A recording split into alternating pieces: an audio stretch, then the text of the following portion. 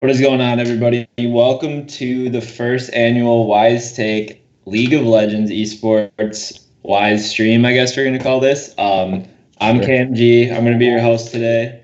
And wow, I got to turn that off. And this is my boy Gov here, the esports expert at wisetake.com. Gov, want to introduce yourself a little bit? I think this is your first time on camera here, so maybe just let the people know a little bit about yourself. Yes, so Governor 98 on Slack. I've been a member probably pushing 2 years now, I guess. I did cheat sheets last year. Now we're stepping up the game a little bit to streaming, so should be fun. Yeah, for sure. I think this is like a pretty evolving field, kind of like we were talking about before the show. I think League in general, just as like a game. I mean, it's always been huge as a game, but I just think in terms of betting and like kind of like more people are getting into watching it. And I think as that grows, so is like DraftKings and everything. So I think it's a good time to kind of get started learning the game now before it gets big, and then you'll have an edge on everyone else when you know what you're doing and everyone else is kind of just diving in right away. So it's kind of nice. DraftKings has stepped up their game. They got a 10K to first tournament, only $15 entry. And there's only like about 3K entries in that tournament.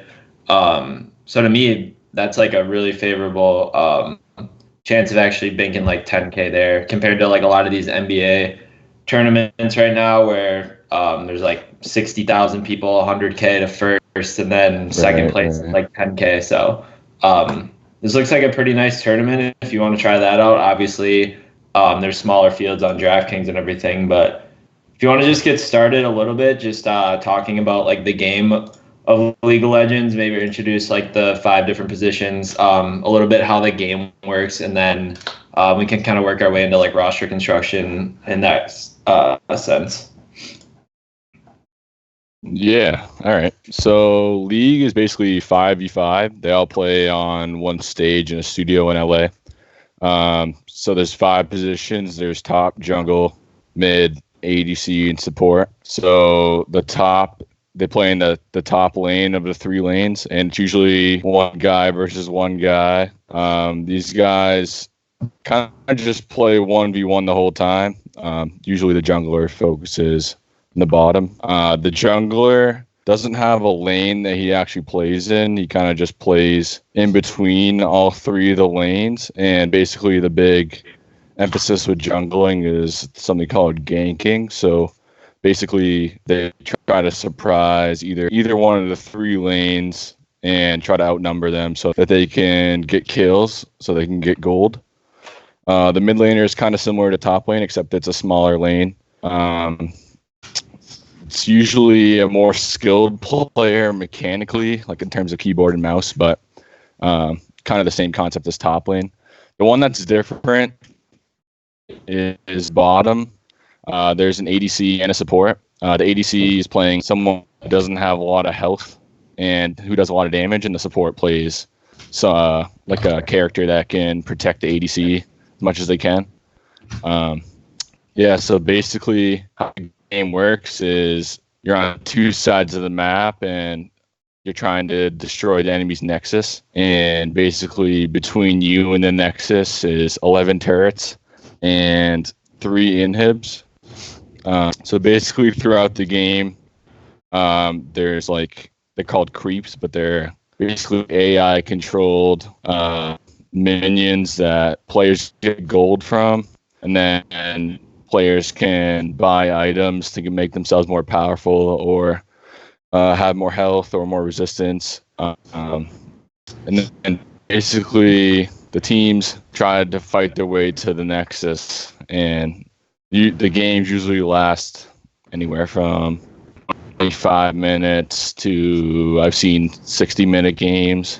I've played in 70-minute games, so I would say pro scene, it's probably more towards the 35-minute range, but yeah, it's pretty much it. I think I got everything. Yeah, so like you were kind of explaining in terms of DraftKings scoring, right? You get kills, assists, deaths, and then like each minion that you were talking about, you get a little bit for that, but that's not really important when you're kind of like projecting out the game, I guess, just because it's kind of standardized in a way. I mean, some players are better at killing minions than others are, which you'll probably talk about a little bit, but that's more of in terms of like controlling lane rather than actual fantasy points. But yeah, so in terms of kills, like I would say for the most part, right, there's a couple guys on each team that are going to be more likely to get kills just based off of who you think, right, like who you think they're going to pick in draft, or like what champions they pick. Certain champions deal more damage. So when you're talking about certain teams, you're going to be more likely to play some of those characters just because you get 3 points for a kill. And then also it's kind of like any other sport, right? Like you get assists in this game. So like in basketball, you can get an assist. Hockey, you get an assist. Kind of like in football, if you throw a touchdown, like it's almost in a way like an assist. So in the bot lane, like you were explaining, like you have your ADC, which you'll see on DraftKings when you're looking, and your support. Those two kind of work together, and they're probably the most correlated in a way. Also, like jungle with any other lane,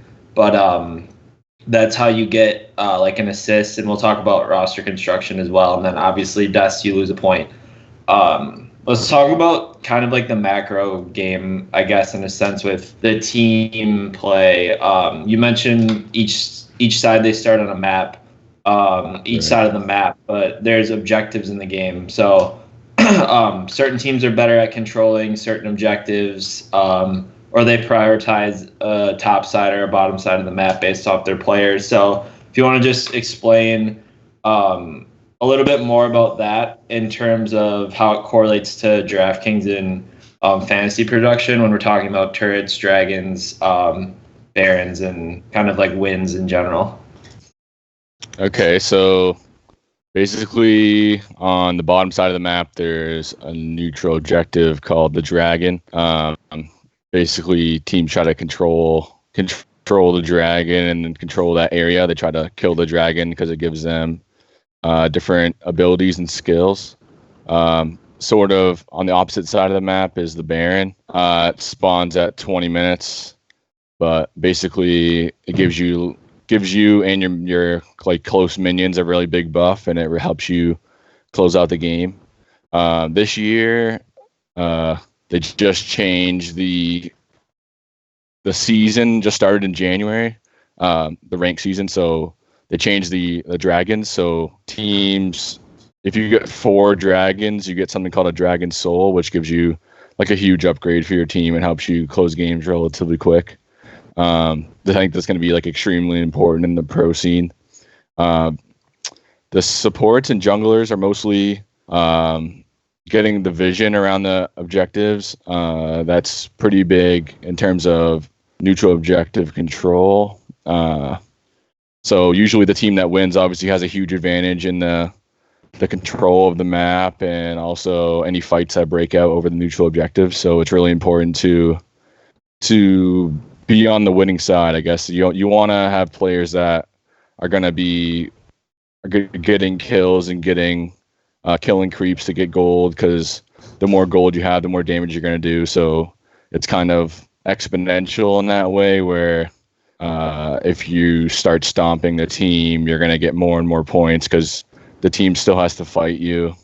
So you're just going to keep killing them and killing them and killing them. And that's kind of where the slate breaking happens, where a team wins 20 kills to 3, and there's like 3 people that score 50 points. But in terms of like neutral objectives, going back to that, I try to correlate the jungler that I want to play with my team slot, because it's important, because you want as much correlation as you can there, because the jungler is the one that's going to be securing the neutral objectives. So it's really important to have like that correlation, because you want your jungler to do good, and as a result of that, they're going to control the neutral objectives, which is going to make your team score increase. So that's a pretty good correlation spot that I don't think a lot of people draw a line to, but I think that's really important. Yeah, I think I think last year when you and I were playing a lot, we would just talk about kind of like the correlation aspect of the game where I think you can kind of get a little bit of an edge on the field. I mean, I know there are some like pretty consistent players that we know of that play league DraftKings that understand the correlation, but I mean, I feel like for the most part, when you and I last year were looking at a lot of lineups. I mean, obviously, just like any other sport, like you're going to look at the top lineups and they're kind of going to be non-correlated on certain days, just because that's how it works out. But I think it's smart to kind of like correlate the plays like we were talking about with like you can correlate the win with your team almost like in some sports where in baseball you can correlate it where like if your pitcher gets the win and the team scores or the team wins, then you get extra points for your pitcher. It's kind of like a sense like you were talking about where if you're stacking like Team Liquid on Saturday and you play their team, like if Double Lift gets a ton of kills and they go out and win, like then more than likely the team slot for Team Liquid is going to have about what like a win, potentially win under 30 minutes, and then a pretty good amount of objectives too if they're winning the game. So you most likely want to. I think you and I usually look for teams in the team slot that we think are going to win, and then it kind of just goes from there because if you get the win, you're going to win under 30 minutes for the most part. If you're just absolutely like slaughtering the other team, and then also like you're going to control Baron, you're going to more than likely control Dragons, which are all points as well, and then you're going to get, which the way the LCS works, I feel like a majority of the time they are pretty good at getting multiple turrets in each lane, where I know when like you and I play, we can just like run it down mid something and like not even look at the corner maps, but in that way, I feel like it's good to get like the correlation there. So I guess now we can. That's kind of a good segue talking about like how points work. We talked about correlation as well. So if you want to just talk about just a little bit about roster construction and how you kind of start your lineups, and then we can kind of go into the slate this weekend. And DraftKings has both slates open. Sunday doesn't have pricing yet for the players, so I think we're going to be more focused on the Saturday slate, but the schedule's out for both days, so I think we can go over. We'll go over Saturday mostly since the pricing and everything's out, but we can maybe just glance over briefly some of the other games for this weekend, and then we can get out of here. Okay. So correlation. So how do I start lineups? Yeah, so really how I start lineups is I would just look at the matchups. That's where, I mean, at least I think that's where all sports start. Basically, you want to find the team that has the highest spread. They don't do spreads in league, but you want to find the team with the highest implied total. So basically, I want to get players that not necessarily are going to get all the kills, but are going to be around the kills that happen on the map. So there is a bonus on DraftKings if you get 10 kills or 10 assists. I think it's a 3-point bonus. But I think the most important thing is participating in those kills. So whether you're getting a kill or an assist, that's where the big events happen. So in terms of correlation, obviously bottom lane and support are going to be pretty highly correlated as they're in the same lane. So basically any kill that either of them gets, the other one's going to almost automatically get an assist for that. I also like to correlate junglers with laners. So like there's a lot of like 2v2 play that happens between the top laner and the jungler from each team. So that's a correlation spot you can go to. Obviously jungle mid and jungle bottom support. You can do that. 3-man. But really, I would say I tend to one-off top laners more often than not, unless it's like an extreme case where I think that there's going to be more 2v2 play than team fights. But yeah, I think that definitely bottom lane, and then jungle bottom lane would be my 2 main stacks.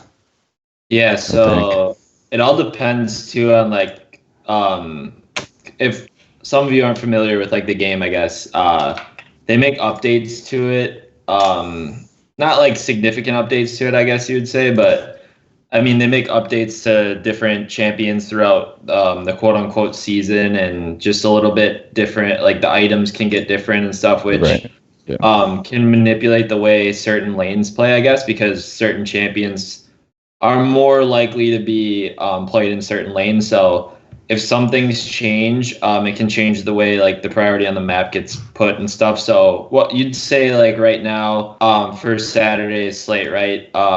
Like more of like a solo lane, pretty much. I mean, generally speaking, right? The uncorrelated lane is probably going to be top lane. It's more of like a 1v1 matchup. Yeah. And then teams. You would think, right? Teams right now are gonna focus bot lane, mid bot lane from their jungler. Yeah, I mean, yeah, it kind of depends on the team. I think that, like, it's like there are some teams that have a really strong top lane, but not a strong bot lane. So I would tend to correlate the jungler in the top lane more than I would the jungler in the bot lane. Like generally speaking, right? Like generally speaking, I would do jungle bot lane over jungle top. Like it's more frequent for sure. Yeah, exactly. So that's how I always did it. I know we can get into like a little bit more when the pricing's out like individually, but I don't know. I think sometimes too it's kind of nice.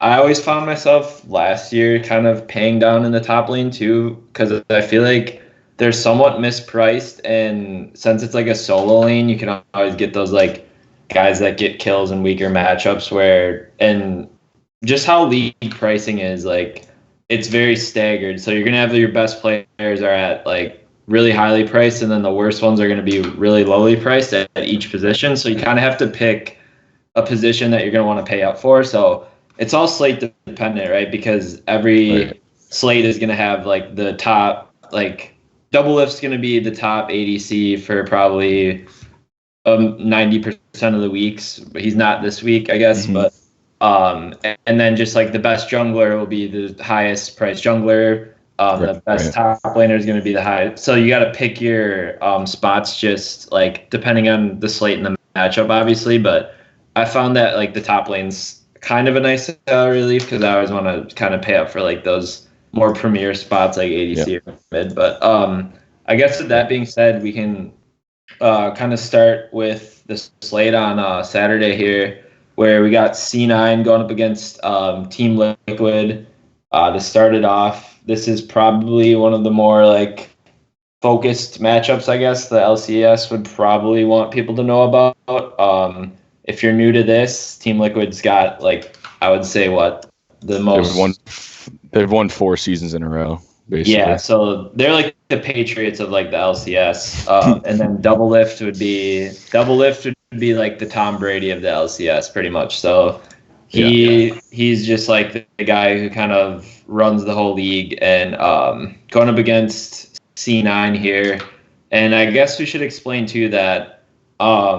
This is like coming off the, I guess, quote unquote off season.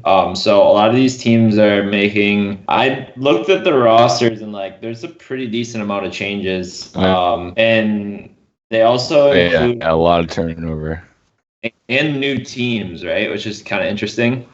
Yeah. So, I mean, it'll be interesting to see how like these games play out, week 1.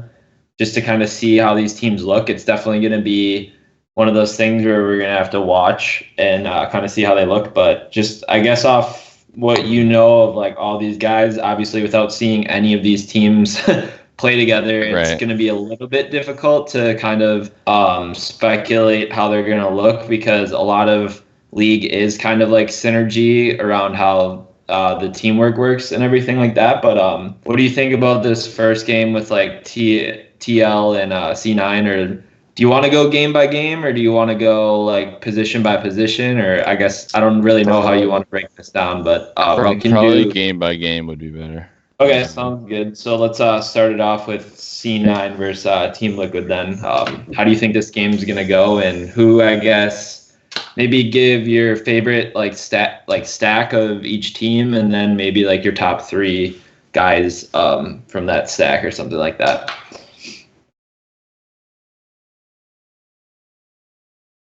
Okay, so T9 or C9 is gonna be like the premier matchup of Saturday.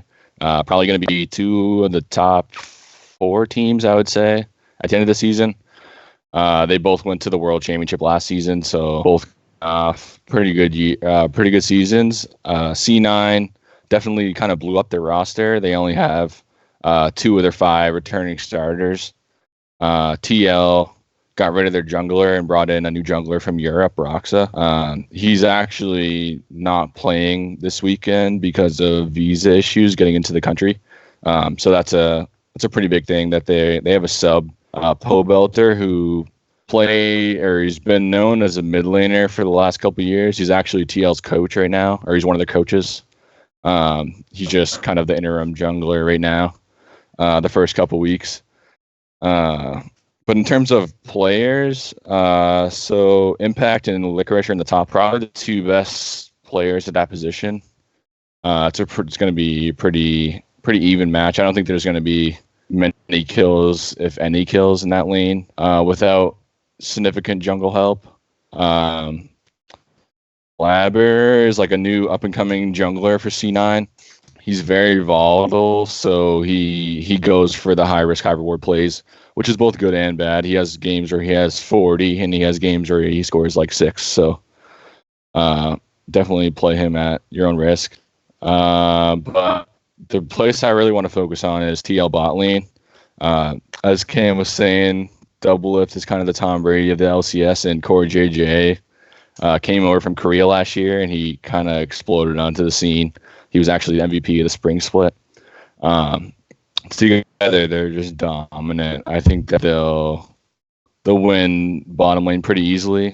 With or without jungle pressure, I think that they can get kills on Sven and Vulcan pretty easily. So that'd be, I guess, my favorite stack would be Doublelift and Core JJ. I would add Pobelter, but I'm not positive on what his role is going to be in this new team. So I think I would wait on that till further down the line. But definitely rolling with Doublelift and Core JJ as my main stack from this game. You could always play Niski and Licorice from C9. They're two of the top players at their respective positions. But I think I'm going to stay away from that. I think that TL wins this game.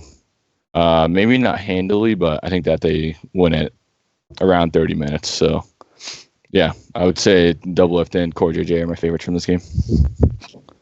Yeah, with talked about like the matchup in the bot lane in this one. Like Sven, I think Sven last year was like one of the worst in terms of just like laning phase, I believe, if I remember correctly. And obviously Doublelift's one of the best. So I mean, this matchup for him is really good. It's kind of interesting. Like I'm gonna be interested to kind of see like just how it works with Pobelter jungling. I don't know. I like what you said about Blabber because he's like super volatile, but I mean, he's going to be going at, I guess, like not directly, right? But he's going to be going up against like Pobelter, who hasn't jungled, I guess, in like a long time. So if he makes like really aggressive plays here, there could be like a scenario where he's just dominating jungle and like there's a pretty big jungle difference. And like, I don't know, that he could pop off at that jungle position. So I like that. But I mean, it's no secret, right? It's Doublelift and Core JJ, right. the main beneficiaries here of this matchup, and those are the two that we're going to prioritize. But I think Blabber could be really interesting, and he's the third cheapest. Here, so at jungle. So I like that. Let's move it on here to CLG versus Dignitas here. Dignitas is one of three new teams, I guess, that are in the LCS. So, I mean, this should be interesting. They brought over Huni from who is it? CG. CG. And then Yep.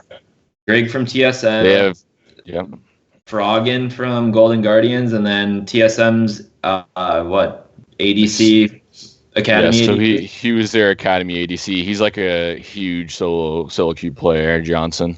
And then their support is Aframu, who's support of 100 Thieves last year. So it's kind of just like a mishmash of like all different teams from the LCS last year. So when we talked about kind of like chemistry and synergy, this will be like a team to watch because I mean none of these guys were teammates last year. Where a lot of these teams they're going to be playing against have at least some chemistry with like the team they're going against, CLG. I think they have 3 of their 5 starters returning. So talk to us about this one here. Yeah, so obviously I think this is the biggest price discrepancy game of the slate. CLG is like the most expensive in all the positions. So obviously DraftKings thinks that they're going to be pretty big favorite. They added Crown, who was like a really good player from Korea and came over, played on Optic for a little while, but now he's on CLG.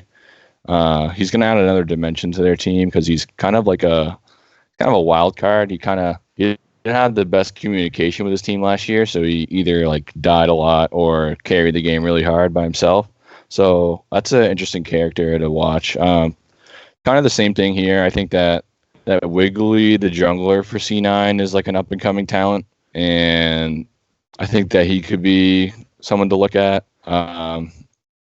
CLG brought in new support, Smoothie, from TSM. He's going to be with Stixay. Stixay is a pretty solid ADC. He didn't really go off a lot last year, but he was pretty solid. I wouldn't say he's the best GPP play, but he's been all right. He's been pretty solid. In terms of Dignitas, I'm pretty much completely staying away from this team until I see anything from their team. I think that there's been rumors that they gave Huni like a huge contract, so it kind of handcuffed them in terms of who they can get for the rest of their team. I think that Greg hasn't shown anything in LCS at the LCS level, so I definitely want to stay away from him until I see something. And then Froggen kind of only has one play style where he has to stay till late, like very late in the game, and then he starts to carry. So I think that CLG will play a much faster pace than he's used to. So I'm pretty much standing clear of Dignitas. I know that you said a little bit ago that you like Dignitas, but I don't know. I think they're like I think their roster is like interesting. Like I don't know how it'll get put together, but I don't know. I just think like their roster in general, just they have a couple good players on there, and they're like the cheapest. They're like the cheapest team. I guess for that reason, because they're just like a mishmash of like a bunch of random guys thrown together. But I mean, like I'm just looking at some of these guys. Like Froggen wasn't really ever the cheapest mid laner last year. Like Huni, I don't think was really ever like the cheapest top laner. So I feel like Huni last year in this probably same matchup was not the cheapest top laner, or like relatively speaking. So I'm just thinking like in that sense, but yeah, I mean just in general, like I don't think I would like stack like a Dignitas or anything like that. I just think there could be potential for like price like it could be a little bit mispriced in the mid lane or the top lane.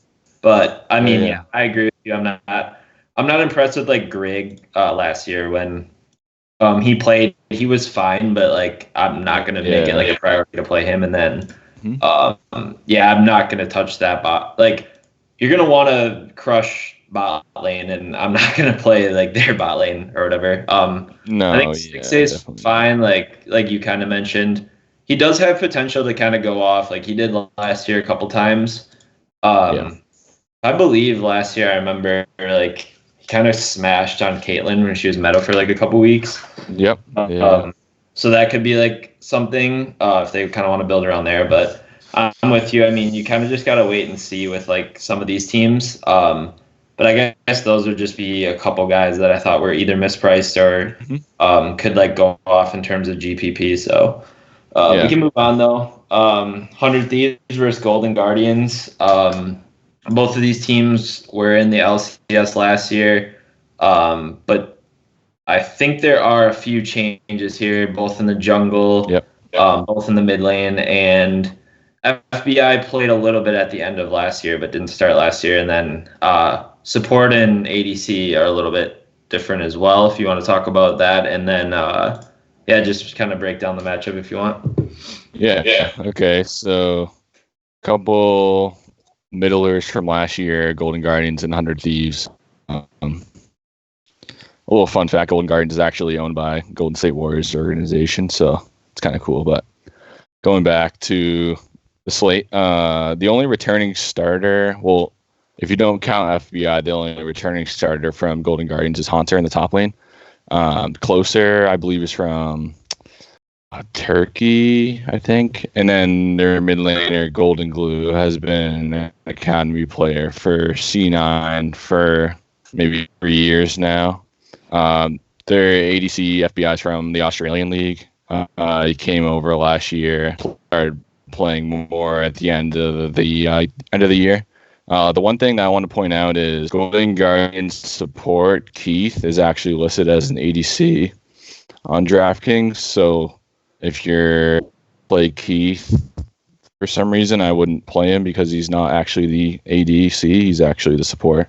And on the same token, who he's listed as a support for Golden Guardians, but I'm like 99% sure that Keith is going to start at support. In terms of the matchup, though, this is kind of another one that I was kind of looking at. It's kind of intriguing, actually. I think that 100 Thieves wins, just to put that out there. I think that the main people I would play would be Cody Sun and Stunt, who are kind of, they're going to be a new bot lane for 100 Thieves, but Cody Sun was a huge part on CG, who went to Worlds last year, kind of like lit a fire and went on a huge run to get to Worlds. But they also added Meteos, who's like a pretty veteran jungler. He's been in the game a lot, so I think that they'll control the map. So I wouldn't mind playing the 100 Thieves team role. I think that that's a pretty safe play. Someday in the top lane was actually destroying the academy. Like, he was like an insane top laner in Korea, came over on a huge contract. And then, so every team can only have 2 imports from different countries. So 100 Thieves ran out of import slots, so they had to put him on their academy team. But he absolutely smashed the academy. I think he's got something to prove this year. So I think that's another guy that I would look at in the top lane. Their mid laner, I think it's Ryoma. Yeah, Ryoma. He's from, I don't even want to guess where he's from, but I think I would stay away from him, at least from his debut on the stage. I think I would kind of lean towards the bot lane of 100 Thieves and maybe even a someday one-off. I think I'm going to stay away from Golden Guardians, at least for this week. I don't think that they're anything, to be honest. But that's all. I mean, I'm just looking at their team is kind of gross. Like, I mean, FBI last year popped off in a few games, but their team, I'm just going to have to wait and see their team because I'm not very impressed with it at all. 100 Thieves, last year was, a lot of people kind of projected them to take a step forward, and they kind of sucked, like laid a massive egg the first, 6 to 8 weeks. And then they started playing a little bit better at the end of last year, but I'm kind of looking at this team, and do they have anyone from last year's team on this year's team? No. Yeah, so it's a completely different roster. So I guess none of that matters. Cody Sun last year, like you mentioned, really good, solid there. And then Meteos also for Optic last year is a pretty good jungler. So I kind of like 100 Thieves. Like, if I had to pick, I would pick 100 Thieves as well.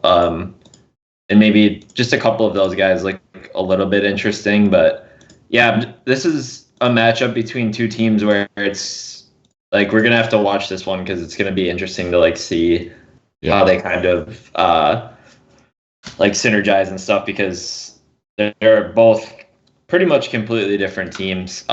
So unless you're just speculating kind of how they're going to work together and where their priorities are going to be, but yeah, I'm with you in favoring 100 Thieves side.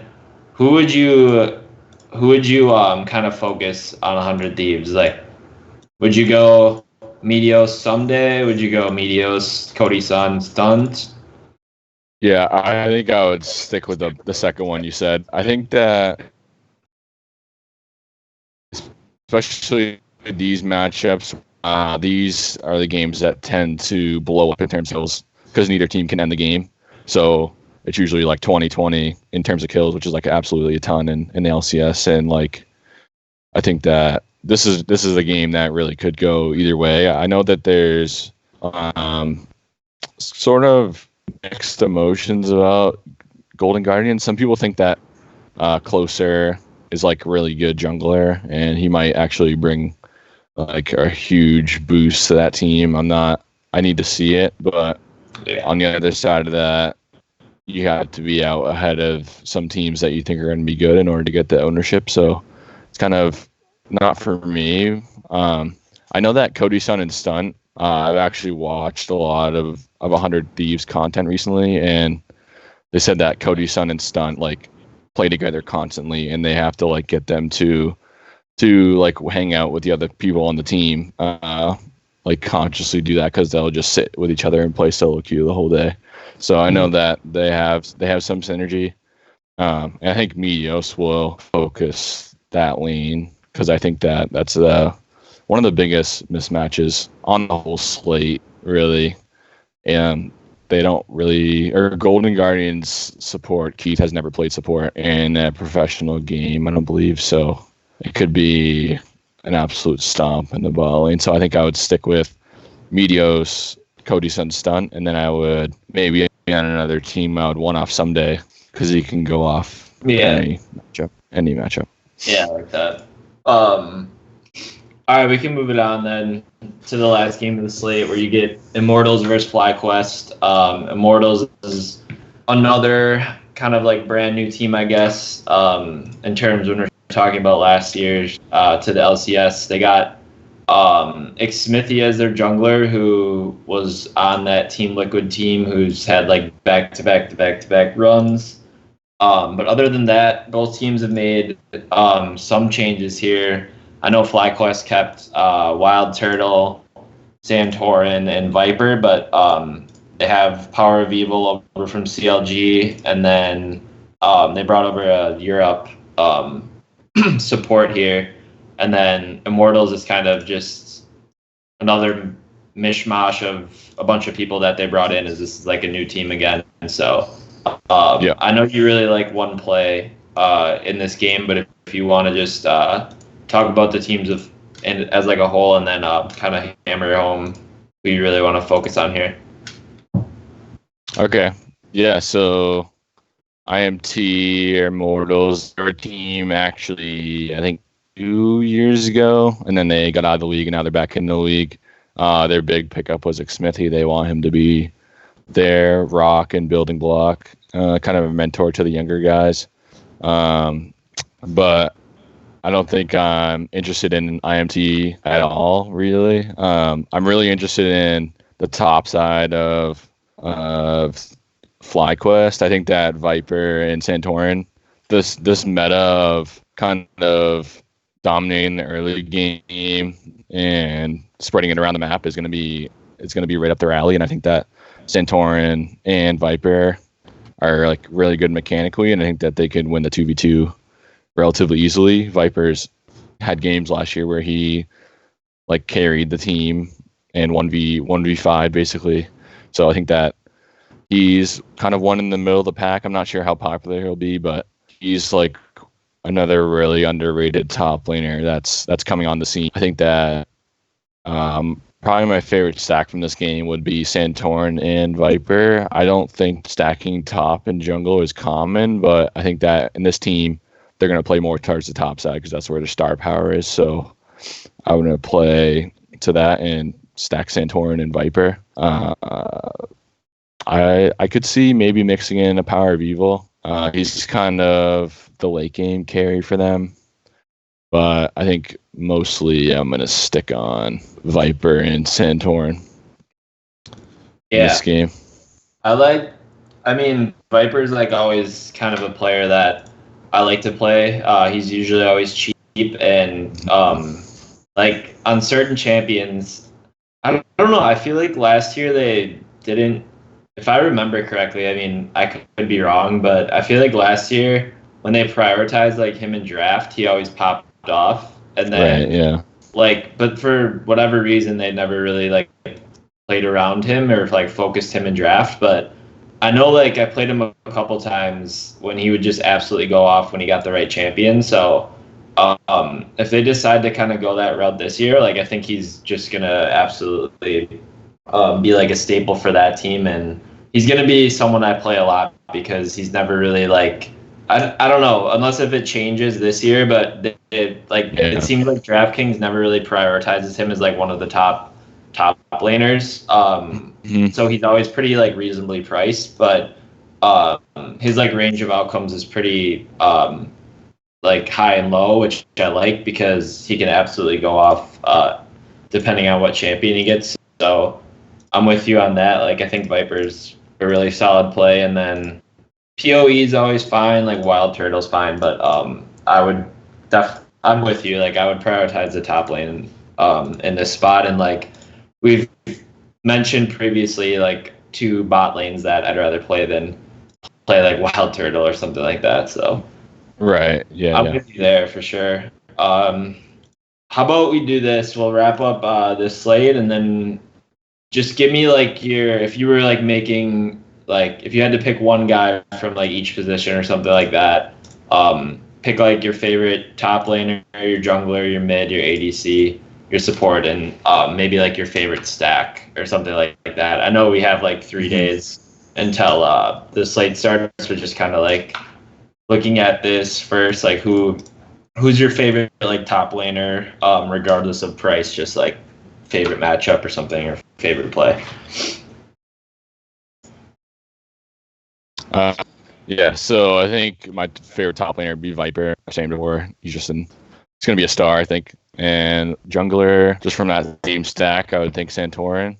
Mid laner. Mid laner's tough this week. I think that they're kind of missing 2 of their stars, or at least 1 star, Bjergsen. And then Jensen and Niska are playing each other, so it kind of takes away from both. Yeah. Do you think like I think I would go?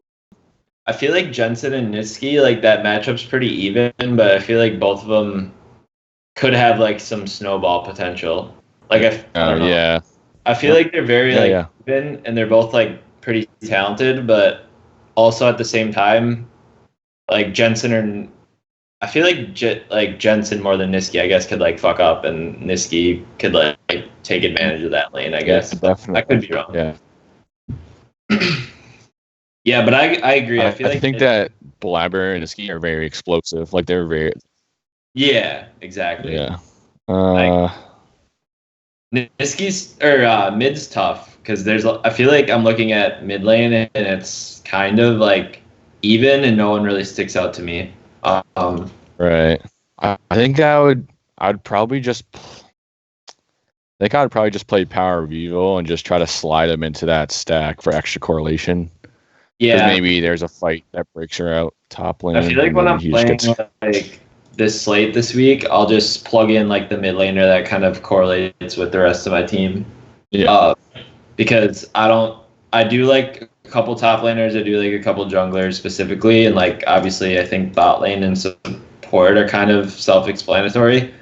Where like mid lane, I think they're all pretty efficiently priced for the most part, obviously depending on what we see this weekend. But like this is the kind of like position where I don't really see like a big price discrepancy or something that's jumping out at me, but Yeah. So like ADC, who's your favorite? Is gonna be double lift. Yeah, I think that double lift would be my favorite. I plugged him in my captain role actually in my dummy lineup I was making earlier. So he'll score 1.5 times points. Yeah. I mean, but it's hard not to play. I haven't really. Yeah, he's like third highest price, which is absolutely a huge mistake in my opinion. But I think that I was making lineups earlier and I really wasn't having trouble with salary, so I think that one-offing Cody Sun wouldn't be a bad idea. I think that he's kind of their late game carry, so he can get some kills there. Discuss that either when we talked about roster construction. Like you get a captain slot, kind of like a showdown slate. So right. I mean, me specifically, it always depends on the slate, I guess. Like if someone's mispriced or whatever, but I feel like optimally you're gonna want to try to get maybe like a double lift or Cody Sun together just on this slate because they're not. I feel like early on, like the pricing's a little weaker where you can kind of take advantage of it. Later on in the season, I feel like the pricing's a little more tough. Where like once we get to the later weeks, like we know the good teams and they're like the top 3 teams are usually the top 3 like priced players at each position, so it makes it a little harder. But like I feel like the first couple weeks it'll be a little bit easier here. So yeah, if you wanted to go like a double lift and then a Cody Sun in the ADC spot, and then support, you'd say Core JJ. The fact that Core JJ is the third, like why are Core and double lift like the third priced at each position? I don't know. Like there was multiple games last year where both of them were scoring in the 40s. Yeah. Do they think like Sven's just all of a sudden gonna like dominate double I don't know. I know that like Vulcan was like a huge like free agent this year. Like there's like I've heard 4 or 5 teams that were offering to get him. So maybe that plays into it, but I don't know. I can't imagine that double lift and Core JJ aren't chalk. It would really surprise me if they weren't chalk. I mean, yeah, exactly. But like chalk and LCS, I feel like doesn't really I feel like chalk and LCS is way different than like chalk in other sports. Like I'll play TL like every week because they're maximum like 15 to 20%. Like it doesn't really matter that much. Yeah. And then like your team slot, you just want to correlate that with what, maybe FlyQuest or TL. I don't know. TL 4-8. I'm not sure on TL. Not sure on TL because Poe Belter's a jungler, so I don't know how they're gonna play that. I kind of want to see Poe Belter jungle before I take any stabs at TL team slot.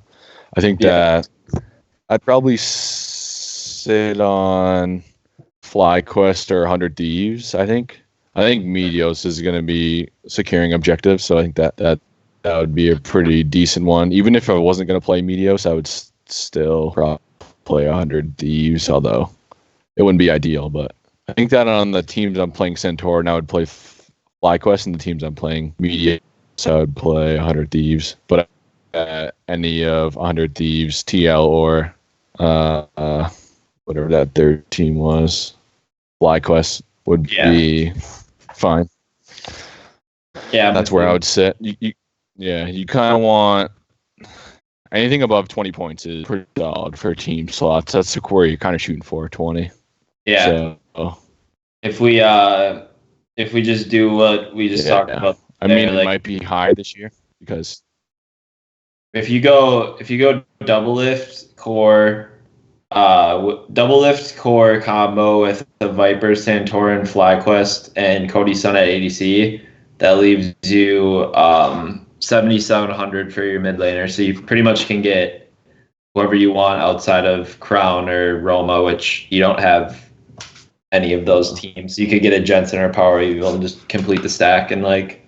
Right. I think that the Power Evil, that lineup was actually my dummy lineup. It kind of just builds itself. So Yeah. Yeah, so obviously we'll have to come back like next week and kind of see what this is all about. We could talk about kind of the new additions and how we thought they looked and everything over the weekend. But I mean, for the most part, right? It's just going to be watching this weekend, seeing like how these new pieces get put together and stuff like that, and then come back next week and see what we both think about it and kind of hash through it. But yeah, that's probably it for first League of Legends esports DraftKings show on wisetake.com. If you want, you can subscribe at wisetake.com. It should be on our Twitch channel. We have a Twitter. That header on the top is pretty self-explanatory. You can follow us on Twitter, Instagram, Facebook. We're streaming NBA on Twitch and YouTube and everything like that. Pretty much 7 days a week. We have cheat sheets over there for a lot of different sports. We do hockey, and now with obviously with the esports show starting, we got Gov with his esports cheat sheet. We pretty much do it all over there. So if you could like this, subscribe to our channel as well. Follow us on Twitter, Instagram, Facebook. Everything, that'd be greatly appreciated. We'll keep pumping out this like free content on our Twitch and YouTube channels. And then I believe we'll be back either next week or this weekend to talk about the Sunday slate, but for sure next weekend to discuss another week of esports. Any last things to discuss that you wanted to say before we head out?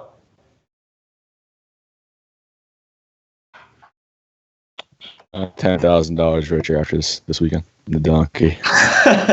Love that. Yeah, just breeding. All right. I think we're good then. I'll see if CK's in the background. But for Gov, for me, back next week. Good luck this weekend and have fun. Peace.